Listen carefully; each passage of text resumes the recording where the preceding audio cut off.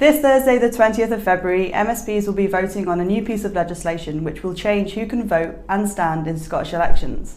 At the moment, to be able to vote in a Scottish election, you need to either be a British citizen, an Irish citizen, an EU citizen, or a qualifying Commonwealth citizen.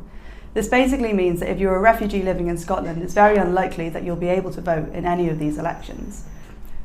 The vote on Thursday will change this.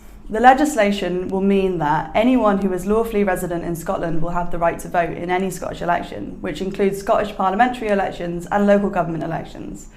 So, refugees who have rebuilt their lives here will finally have the right to vote in these elections. The legislation will also change who can stand as a candidate. It will mean that if you have indefinite leave to remain in Scotland, regardless of your nationality, you'll be able to stand as a candidate.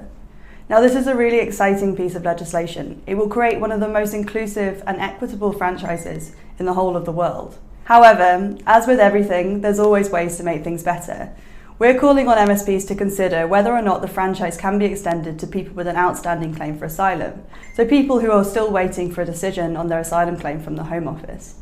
We also want them to think about whether it's possible to extend candidacy rights to everyone living in Scotland with some form of leave to remain, not just those with indefinite leave to remain, because at the moment that will exclude refugees that have not yet got further extended leave from the Home Office. If the bill passes on Thursday, this will be a seminal moment for Scottish politics. Refugees will, for the first time, be able to vote in Scottish elections.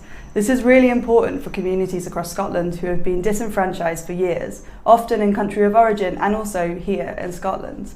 So we hope on Thursday MSPs will vote in favour of this legislation, ensuring that refugees here in Scotland have the same political rights as other citizens who have made Scotland their home.